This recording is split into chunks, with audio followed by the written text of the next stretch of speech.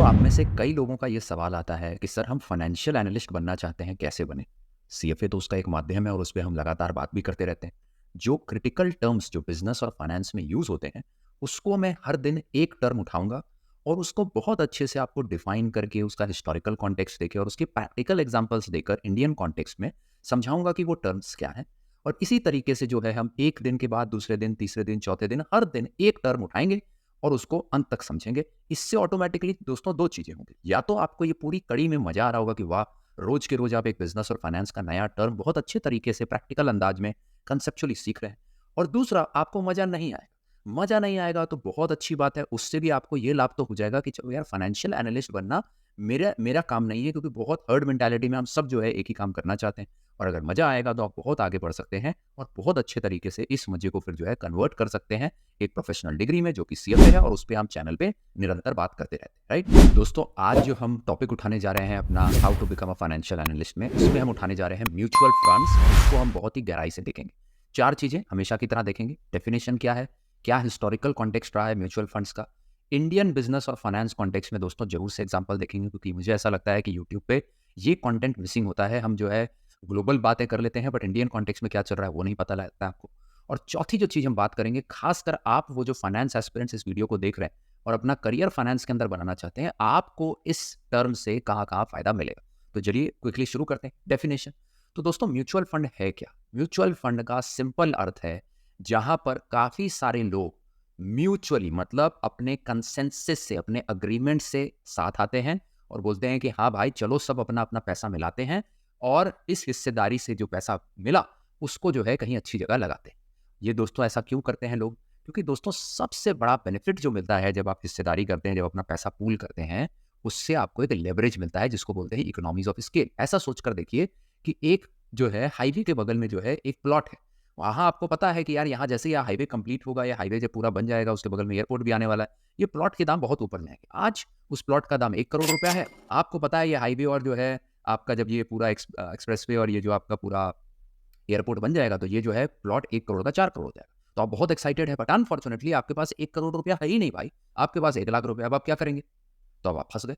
तो अब क्या होता है, म्यूचुअल फंड या कोई भी फंड के हिसाब से होता क्या है कि ऐसे ही 1-1 लाख वाले 100-200 जो इन्वेस्टर्स होते हैं, वो सारे एक जगह आते हैं, एक जगह एक फंड के अंदर अपना पैसा डालते हैं और उसकी एक हिस्सेदारी ले लेते हैं। मतलब कि आप 100 लोगों ने 1-1 लाख रुपया मिलाया तो 1 करोड़ रुपया हो गया। वो आप प्लॉट आराम से खरीद सकते हैं, जो पहले आप नहीं खरीद सकते थे। दूसरा, अब चूंकि आपने पूल कर लिया अपने इन्वेस्टमेंट को, तो चूंकि 100 लाख, 1 करोड़ मतलब 100 लाख, 100 लाख में आपने अपना 1 लाख डाला, तो 1% की हिस्सेदारी आपको मिल गई। तो 1% की हिस्सेदारी आपको मिल जाती, बहुत बढ़िया। तो अब आप देखिए इकोनॉमीज ऑफ स्केल आ गया। राइट, कि जैसे ही आप ऐसे का आप जो है बड़ी बड़ी प्रॉपर्टीज ले सकते हैं। दूसरा दोस्तों, इसमें सबसे अच्छी चीज होती है, आपको डाइवर्सिफिकेशन की अपॉर्चुनिटी मिल जाती है। डाइवर्सिफिकेशन का मतलब होता है दोस्तों कि अभी जो है आप अगर इंडिविजुअल इन्वेस्टर हैं तो आपके पास रिसोर्सेज तो कंस्ट्रेंट है। तो आप अगर जमीन में अपना पैसा डालेंगे तो आपके लिए स्टॉक में पैसा डालने के लिए पैसा नहीं बचेगा। आप स्टॉक में पैसा डालेंगे तो गोल्ड में डालने के लिए पैसा नहीं मिलेगा। गोल्ड स्टॉक पर जमीन में डाल दी तो क्रिप्टो करेंसी में डालने के लिए पैसा नहीं बचेगा। इन सब जगह डाल दिए तो कहीं और कुछ इन्वेस्टमेंट की अपॉर्चुनिटी थी, उसमें डालने का पैसा नहीं मिलेगा। मतलब क्या है, आपके पास पैसा हमेशा कंस्ट्रेंट होगा एज एन इंडिविजुअल। बट अब जब सारे लोग म्यूचुअली जो है मिल जाएंगे, तो आपके पास इतना पैसा होगा कि अब जो है इस पूल ऑफ फंड से आप थोड़ा थोड़ा थोड़ा पैसा बहुत अलग अलग जगह लगा सकते हैं। तो उससे क्या होगा, डाइवर्सिफाई हो जाएगा। कल को जो है मान लीजिए जमीन का दाम गिरा तो किसी और चीज का दाम बढ़ जाएगा। राइट, जनरली क्या होता है कि जब जो है आपका मार्केट क्रैश करता है ना, तो गोल्ड के दाम बढ़ जाते हैं। राइट, क्योंकि लोग जो है वहां से पैसा निकाल कर जो है अपना गोल्ड में लगाने लगते हैं। तो आपने अगर जो है इस टाइप से डाइवर्सिफाई कर रखा है, अपना पोर्टफोलियो को अलग अलग जगह पे लगा रखा है, तो आपका जो चांसेस है कि आपका गिरावट आएगी वो कम हो जाता है। अब दोस्तों बहुत सिंपल है, आप ऐसे सोचिए कि जो है आप में से ऐसे ही जो है 100 लोगों ने, 100 लोग मिले और सब ने जो है 1-1 लाख रुपया लगा दिया। तो जो है ये 1 करोड़ रुपया या 100 लाख रुपया हो गया। राइट, अब क्या होगा कि मान लीजिए जो है मैंने क्या किया, इसका जो है 100 शेयर बना दिया। अब इसमें हिस्सेदारी कैसे दी जाती है, मान लीजिए मैंने 100 शेयर दे दिए, तो अब क्या हुआ, एक शेयर का दाम कितना हुआ, 1 लाख रुपए। राइट, एक शेयर का दाम 1 लाख रुपया हुआ, तो हर आदमी को मैंने ये जो है एक एक शेयर दे दिया। राइट, क्योंकि हर आदमी ने 1-1 लाख रुपया डाला था, तो हर आदमी के पास अब एक एक शेयर हो गया। राइट, तो यहां पर जो ये 1 लाख रुपया है, इसको बोलते हैं NAV, net asset value. Right, जो आप जनरली म्यूचुअल फंड में सुनते हैं नेट एसेट वैल्यू, ये वही होता है। राइट, अगर जो है मान लीजिए मैं यहाँ 100 शेयर के बदले जो है 1000 शेयर कर देता, 1000 शेयर कर देता। राइट, तो हर शेयर का दाम कितना हो जाता, टोटल फंड की वैल्यू है 100 लाख रुपए। ठीक है, 100 लाख रुपीज या 1 करोड़। डिवाइडेड बाय जो है 1000 शेयर हो गया। तो उस हिसाब से जो है यहाँ पर जो है एक शेयर की वैल्यू हो गई 10,000 रुपए। तो चूंकि आपने जो है कितना पैसा डाला था, 1 लाख रुपए डाला था, तो आपको 10 शेयर मिल जाएंगे। ठीक है।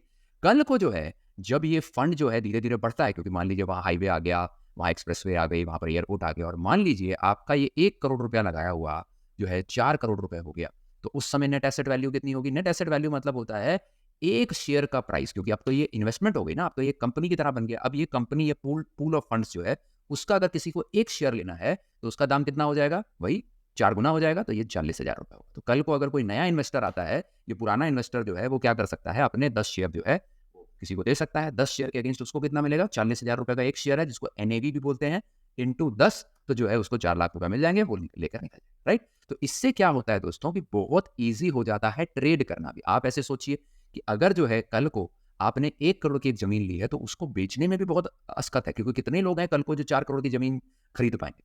बट अगर आपने जो है इस तरीके से जो है पूल करके फंड्स डाला है, तो आपके पास तो उस पूरी जमीन का 1% हिस्सा ही है। राइट। आपके पास जो है मान लीजिए इस केस में 10 शेयर्स हैं, 10 शेयर्स की वैल्यू है 4 लाख रुपए, वो आप किसी को भी बेच सकते हैं, क्योंकि 4 लाख लगाने वाले बहुत लोग मिल जाएंगे, 4 करोड़ लगाने वाले लोग बहुत कम मिलेंगे। तो इससे जो है एक बहुत अच्छा फायदा आपको लिक्विडिटी में भी मिलता है, और इसीलिए म्यूचुअल फंड के बहुत सारे फायदे। अब म्यूचुअल फंड दोस्तों समझने के लिए ना, ये 4 टर्म अगर आपने समझ लिए तो आपका काम हो जाएगा। राइट। एक है एनएवी, जो भी हमने बात किया, नेट एसेट वैल्यू, क्योंकि यार जब म्यूचुअल फंड में पैसा लगता है तो म्यूचुअल फंड एक कंपनी बन जाती है जिसके शेयर्स इश्यू होते हैं। राइट। जिसके आपको जो है शेयर्स हैं, राइट, जो बाजार में आप खरीद सकते हैं। म्यूचुअल फंड जो है अपना ट्रेड होता है।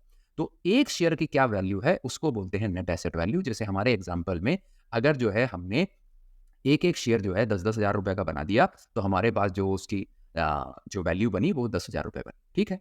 एक्सपेंस रेशियो क्या होता है दोस्तों? तो दोस्तों एक्सपेंस रेशियो जो है वो एक इंपॉर्टेंट टर्म है कि यार आपका जब ये इतना सारा पूल इन्वेस्टमेंट आता है, राइट, म्यूचुअल फंड में, तो वहाँ आप जैसे बहुत सारे लोग एनालिस्ट्स बनते हैं, बहुत सीएज इन्वॉल्व होते हैं जो उसकी टैक्स फाइलिंग और बाकी कंप्लायंस फाइलिंग करते हैं। एक ऑफिस होता है जहाँ पर बैक ऑफिस वर्क होता है, किसी को अपना पैसा वापस चाहिए, कोई नया पैसा डाल रहा है, कहीं टैक्स की कोई इंक्वायरी आई, कहीं पर कोई जो है प्रेस रिलीज करनी है, उसका पूरी टीम सेटअप होती है। तो ये टीम का कहीं ना कहीं खर्चा लगेगा ना भाई, ये फ्री में तो नहीं होगा।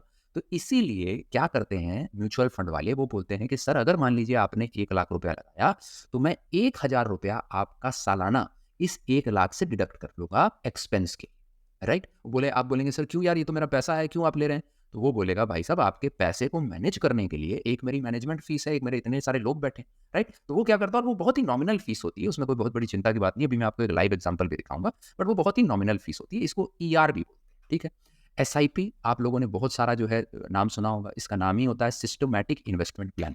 मतलब क्या है कि आप जो है क्या करते हैं, आप ध्यान से देखिए। अभी जो है ये म्यूचुअल फंड से स्टॉक में पैसा लगाता है, तो ऊपर नीचे इसका पैसा जाता रहता है, राइट, उसकी वैल्यू। मान लीजिए किसी टाइम जो है इसका प्राइस है 100 रुपये, राइट। कभी जो है स्टॉक प्राइस अच्छा है तो ये 120 रुपया हो गया, और अच्छा है तो 200 रुपया हो गया, कभी जो है ये 100 रुपया हो गया, कभी ये जो है 50 रुपया हो गया। तो अब देखिए अगर जो है दोस्तों आप यहाँ खरीद रहे हैं, तो अब तो क्या हुआ कि आप 200 रुपये में खरीद रहे हैं, तो आपको तो ये बहुत ही महंगा पड़ गया ये म्यूचुअल फंड लेना, राइट, क्योंकि आपने 200 रुपये में जो है इसको लिया। तो इसीलिए, और यहाँ आप ले रहे हैं तो चलिए सस्ता ले रहे हैं, बट ऐसा वाला मौका हर बार तो मिलेगा नहीं, राइट, क्योंकि जो है हर बार जो है ये स्टॉक चेंज कर रहा है। तो इसीलिए दोस्तों एक तरीका होता है जहां पर कि आप थोड़ा थोड़ा पैसा हर बार लगाते चलते हैं। ठीक है। तो आप जो है मान लीजिए कि एक एक स्टॉक जो है हर बार खरीद रहे हैं, राइट, हर बार एनएवी एक एक यूनिट जो है इसका खरीद रहे हैं, राइट। तो उससे क्या हुआ कि आपका जो वैल्यू है वो एवरेज आउट हो गया। मतलब आपने मान लीजिए ये 5 महीने में इस तरीके से इसका प्राइस चल रहा था, आपने 5 महीने में लिया, तो आपने पहली बार 100 रुपये में लिया, उसके बाद 120 में लिया, उसके बाद 200 में लिया, उसके बाद यहाँ पर 160 रुपये में लिया, उसके बाद 50 में लिया। तो आपका जो एवरेज प्राइस पड़ेगा डिवाइडेड बाय 5, तो आप देख सकते हैं 100, 120, 220, 220 प्लस 200, 420, 420, और यहाँ पर जो है आपका 200 रुपये और है मोटा मोटा, तो आपका जो है मोटा मोटा जो है 620, 630 रुपये हुआ, बटा आप 5 कर लीजिए, राइट। तो आपको जो है कुछ 120, 130 रुपये का एवरेज पड़ा। अब आप समझ रहे हैं? तो देखिए आपका एवरेज प्राइस जिस पे आपने ये स्टॉक्स खरीदे या ये म्यूचुअल फंड खरीदा, वो मात्र 120, 130 रुपये पड़ा। नहीं तो मान लीजिए दोस्तों अचानक से आप एक दिन बोलते हैं हाँ यार लेना है, बहुत दिन से पैसे जमे हो गए, चलो खरीदते हैं, तो अगर आप इस टाइम पे लेते तो देखिए आपको 200 रुपये पड़ जाता, आप यहाँ लेते 160 रुपये पड़ जाता, राइट। तो इसीलिए ताकि आपको इस चीज की टंटेबाजी ना हो कि यार जब मैं ले रहा हूँ उस समय प्राइस बढ़ा होगा तो मैं ले नहीं पाऊंगा या महंगा लेना पड़ेगा, लोग आपको एडवाइस करते हैं कि आप हर महीने आप ज़्यादा सोचिए मत, क्योंकि आप तो काम करने वाले आदमी हैं, आप ऑफिस में अपना जाइए, 9 से 5 काम करिए या जहाँ और काम करते हैं वहाँ करिए, और यहाँ थोड़ा-थोड़ा पैसा लगाते रहिए। आपका पैसा एवरेज आउट होके एक एवरेज प्राइस पे आपको मिल जाएगा और आपको चिंता नहीं करनी, राइट? एएमसी, जिसको हम बोलते हैं एसेट मैनेजमेंट कंपनीज। तो ये जितनी भी कंपनीज जो एक्चुअली में म्यूचुअल फंड्स अपने देती है, निपॉन करके एक कंपनी है, कोटक कंपनी है, रिलायंस की कंपनी है, राइट? अभी नवी करके एक जो है सचिन बंसल जो फ्लिपकार्ट के फाउंडर थे उन्होंने खोली है। तो ऐसे बहुत सारे कंपनीज रहती हैं, उनका नाम होता है एसेट मैनेजमेंट कंपनीज, क्योंकि वो आपके एसेट को मैनेज कर रही होती है। और कल को आप भी जो दोस्तों फाइनेंस में अपना करियर बनाना चाहते हैं, सीएफए एक बहुत अच्छा कोर्स है जो आपको एएमसी के अंदर आप बहुत अच्छी अपनी प्रोफाइल बना सकते हैं। ठीक है दोस्तों, अभी जो है एक लाइव एग्जांपल यहाँ थोड़ा देख लेते हैं।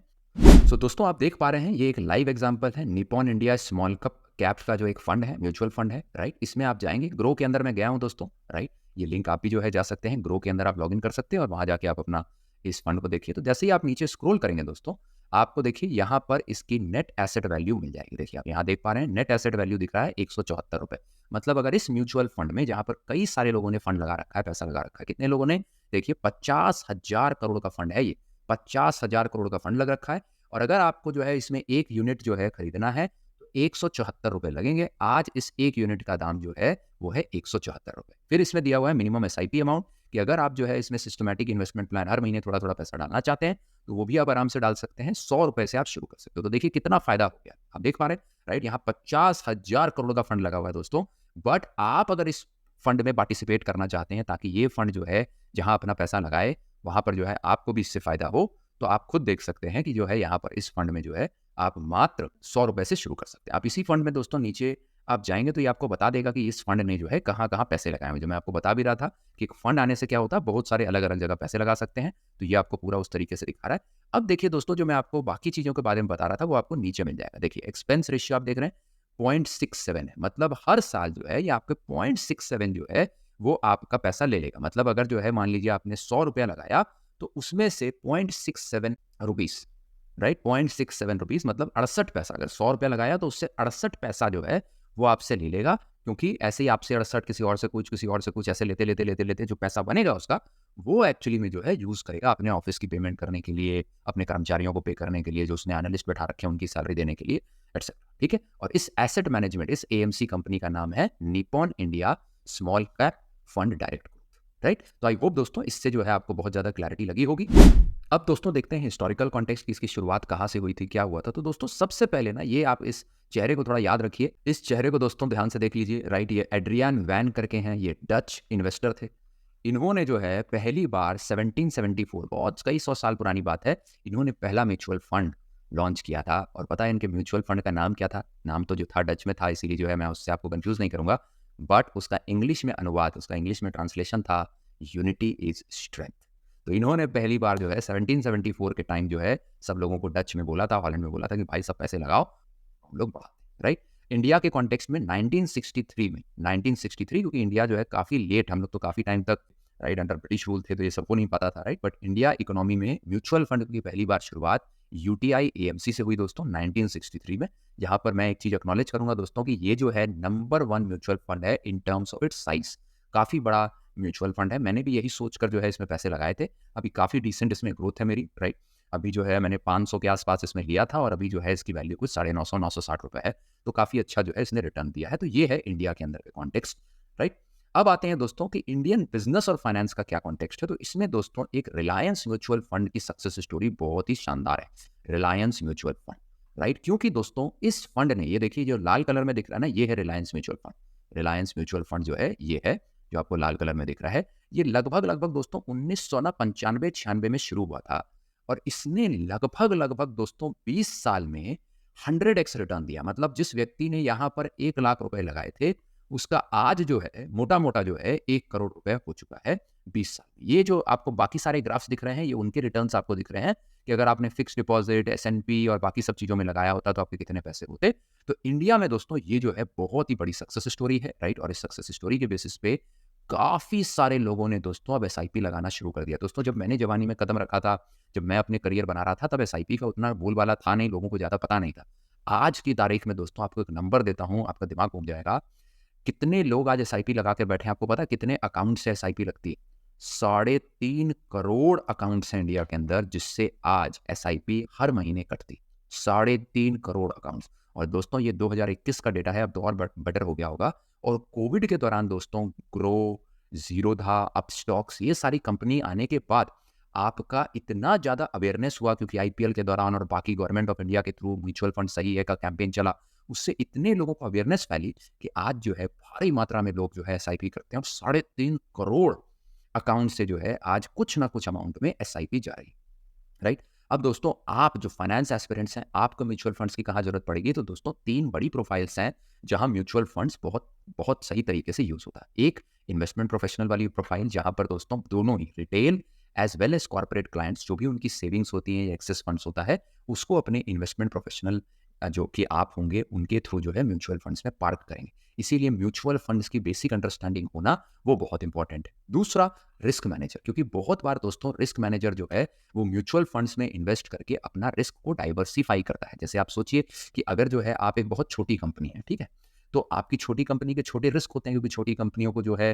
कंप्लायंस का रिस्क होता है, कंपटीशन का रिस्क होता है, एटसेट्रा। तो छोटी कंपनियां क्या करती हैं कि लार्ज कैप फंड में पैसा लगा देती हैं कि चलो यार कल को मुझे कुछ हुआ तो एटलीस्ट मेरा एक कुछ पैसा जो एक्सेस फंड्स था वो मैंने लार्ज कैप फंड में लगा रखा है, बड़ी कंपनी में लगा रखा है थ्रू म्यूचुअल फंड, तो मेरा कुछ रिस्क जो है वो हेज हो जाएगा। वैसे ही फाइनेंशियल प्लानर और पोर्टफोलियो मैनेजर्स करके दोस्तों एक बहुत ही अच्छी प्रोफाइल्स होती हैं बाजार में, वेल्थ मैनेजर्स भी उसको बोलते हैं, राइट, जहां आप अपने क्लाइंट्स को जो है उनका पैसा अलग अलग जगह पे इन्वेस्ट करते हैं ताकि एक अच्छा रिस्क के बेसिस पे उनको एक अच्छा रिटर्न मिल पाए, राइट। फाइनेंशियल प्लानिंग करते हैं, राइट, कि चलो यार मुझे जो है 50 साल में रिटायर करना है, आज मैं 30 साल का हूं, तो मैं कहाँ कहाँ पैसा डालूं, तो ये फाइनेंशियल प्लानर्स करते हैं। वहां पर भी म्यूचुअल फंड्स का एक बहुत बड़ा योगदान होता है, क्योंकि म्यूचुअल फंड्स जो है सही से फाइनेंशियल प्लानिंग करके आप जिस गोल को अचीव करना चाहते हैं उस गोल में आपको हेल्प करते हैं, राइट। तो ये बड़ी प्रोफाइल्स थी दोस्तों। आई होप आपको आज का सेशन म्यूचुअल फंड्स का काफी अच्छा लगा हो, काफी जो है आपको टर्म्स क्लियर हुए, साथ ही साथ एक ऐतिहासिक उसका कॉन्टेक्स्ट पता लगा, इंडिया में म्यूचुअल फंड कैसे मचा रहा है वो पता लगा, और फाइनली ये पता लगा दोस्तों कि अगर आप कल को फाइनेंस में करियर बनाना चाहते हैं तो किस तरीके से जो है आपकी किस किस प्रोफाइल्स में जो है आपको इसकी यूटिलिटी पता लगे, राइट। दोस्तों जरूर कमेंट में बताइएगा आपको क्या अच्छा लगा, क्या हम और अच्छा कर सकते हैं। अगर आपको ये अच्छा लगा तो जरूर आके इसको बताइएगा। दोस्तों I hope you gained a lot from this session today. If you are excited to start your journey in finance and want to prepare CFA, friends, I am here to help you. I have prepared the entire CFA Level 1 curriculum in very easy to understand lecture series. It has a lot of practical examples right from the finance industry and business industry, where I've explained you every concept, linking it to how this concept is used in the real financial world, like fiscal policy, monetary policy. I've picked up real quotes from the industry to explain you these concepts. So do give it a try, because that way your concepts will really go not in your mind but in your heart. Number two, I really and truly believe that your CFA Level 1 is fruitful only if you qualify for a good financial role. And how will that happen? If you pick up these concepts and are able to apply in the real practical financial world in your jobs. So what I have done is picked up all these concepts, and I've also taught you in my lecture series how to apply this in your Excel, so that your proficiency in Excel, knowledge of Excel is also enhanced. So with these two, in just 3 to 4 months with my lecture series, you can prepare the entire curriculum. Also, you will get 6 mock exams, which once given once every week will take you 1.5 to 2 months for your mock exams and revision. That way, in just 4 plus 2, which is 4 months for the curriculum to get over, 2 months for your mock exam and revision, in just 6 months, you will be fully prepared for the CFA Level 1. Details of the curriculum as well as a lot of demo sessions are given in the description. Do give it a shot, and trust me friends, it is available at a very, very nominal price. So do give it a shot.